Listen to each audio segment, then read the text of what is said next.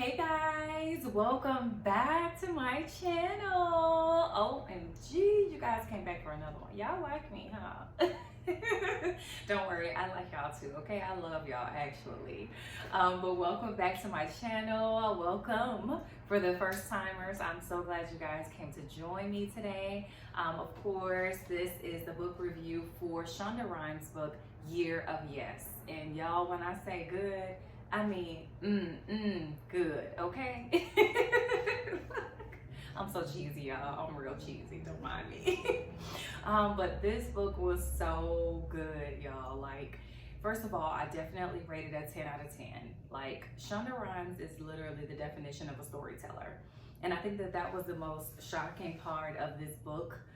Was that it wasn't like straightforward, like bullet points. You know, it wasn't like do this, this is the year of yes, you're gonna say yes to this and yes to that and yes to, you know, it wasn't like that. Like, she gave us a story throughout every chapter, you know, like no matter what chapter it was, she always gave a story. And she actually shared some of the acceptance speeches that she gave at some award shows. She also shared a speech that she gave at a college graduation, like her college graduation. It was just amazing. And I was shocked about that. But it was good.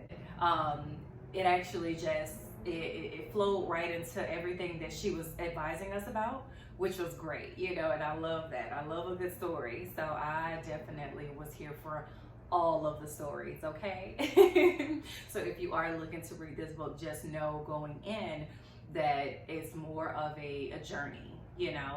So as usual, I'm gonna share some of like my most favorite quotes, the ones that stood out to me and that stuck with me.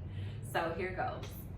So the very first one, this one was actually the speech from her college. So she's an alumni of Dartmouth. I think that's the name of Dartmouth is the name of the college, or whatever the case may be. Yeah, she graduated from Dartmouth in 1991, and they asked her to come back and speak, or give the actual speech for graduation. So one of her main points was, lesson one, ditch the dream, be a doer, not a dreamer.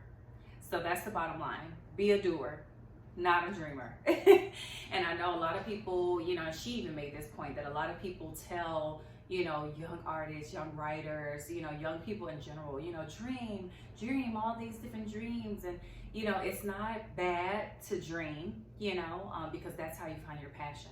That's how you know, get to your goals. But I think for me, that quote stood out more than ever because, of course, with everything that's going on, we don't have a choice but to sit down. We don't have a choice but to kind of be in this waiting period, slowly but surely. But in reality, we don't have to wait. Like now, me saying like all this time I wanted to do this YouTube channel, all this time I wanted to do book reviews and all this stuff. And instead of me waiting for someone to give me an opportunity, I'm like, hey, my brother and sister-in-law bought me a, you know, a ring light. And then on top of that, I have my phone. Like, use what you have. Don't sit there dreaming about it and hoping and praying and wishing, you know, like literally use what you have to get what you want. Don't sit there and just dream about it and wait for somebody to give you something. Like, seriously, you know, be actively waiting on God, you know?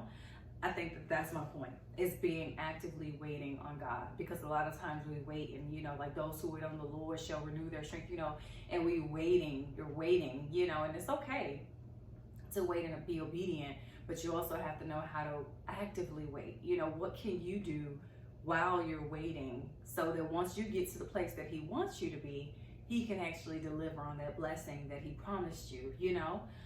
So I think that that's where this, you know, dreamer versus doer comes into play. So yeah. And then this last, second to the last quote, this was just amazing. So this quote, don't let what he wants eclipse what you need.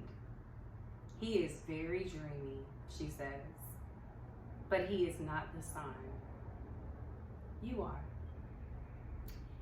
And that quote, I mean, Yes, on so many levels. I think as women, sometimes we want a man so bad. Sometimes we want companionship so bad that we kind of make ourselves smaller to make them feel bigger.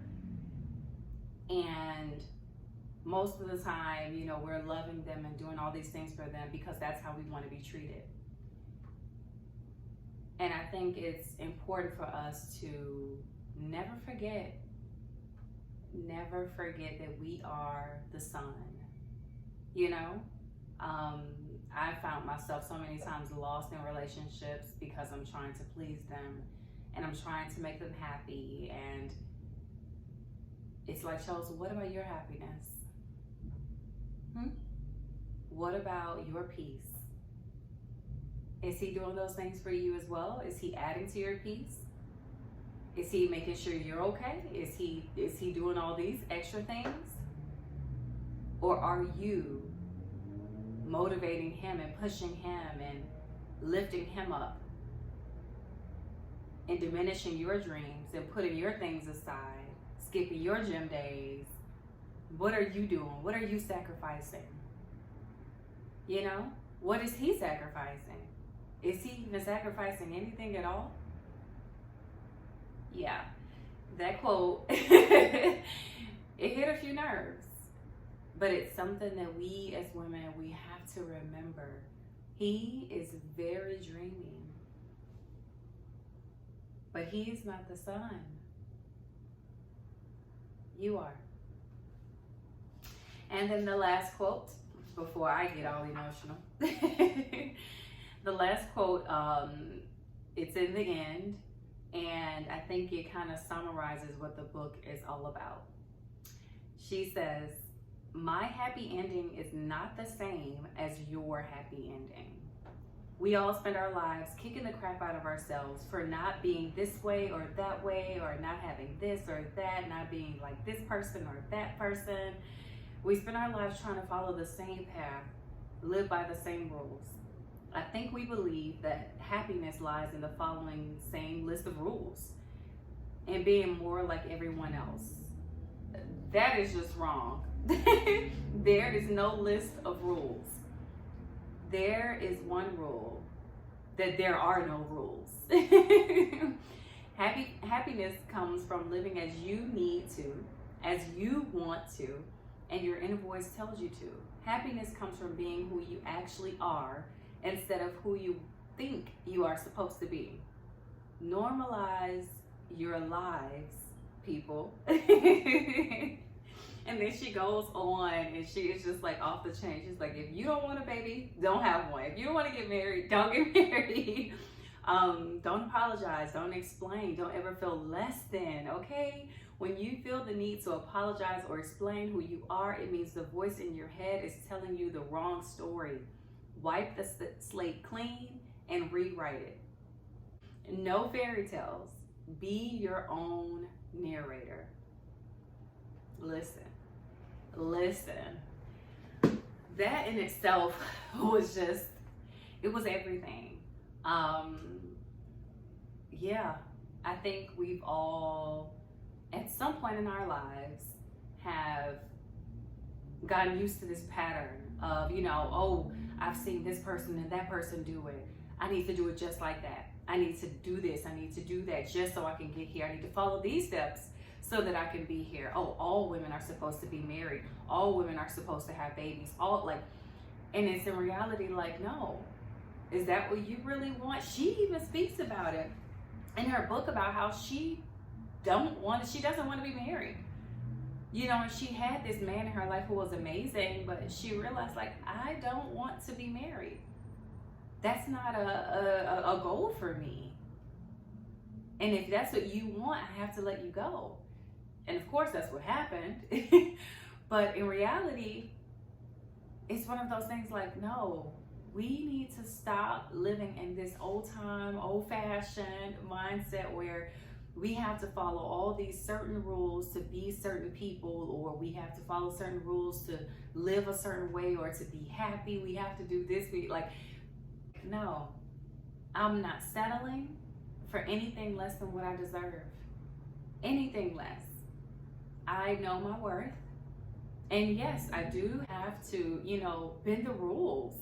I step out of the box, like I don't want to wait for anybody to give me the green light on my life. And she spoke about like this book derived from her sister saying a phrase to her, like you never say yes, and I don't want to have to wait for someone to say yes to me. And I don't want you guys to have to wait for someone to say yes to you. I'm giving you your yes. If you wanted a yes, I'm here to tell you, you can do it. Try it. Say yes to a few things. Say no to a few things. Figure out what you want, not what your mom wanted for you, your dad wanted for you, your sisters, your brothers, your family, your friends, your man, your husband, your wife, your whatever, your children. Like, figure out what you want out of life. You don't want kids? Don't have kids. You don't want to be married? Don't be married. But if you want those things, open yourself up to those things. Just be yourself. Accept who you are, who God made you to be, and start living. We are not promised tomorrow. So now is the time to say yes. Start saying yes to those things that seem a little difficult, especially if they're doable. Like, start now. You are waiting for a message. You are waiting for someone to tell you. So I'm here to tell you, I'm your message. Say yes. Start moving closer to your dreams. Be the person you want to be. All right, y'all. I'm super, super excited. Thanks for watching. You guys make sure you, of course, like, subscribe, share, comment, all of the above. Make sure you guys stay tuned for my next video. It's probably just going to be a check-in because quarantine is almost over. We're almost free, y'all. So I think that's probably going to be my next video. It's definitely going to be a good check-in because I got to see how y'all doing. So stay tuned for the next video. Keep me posted. Definitely, if you guys get this book, send me your videos, send me your ratings, let me know what's going on, and I will see you guys next time. Bye.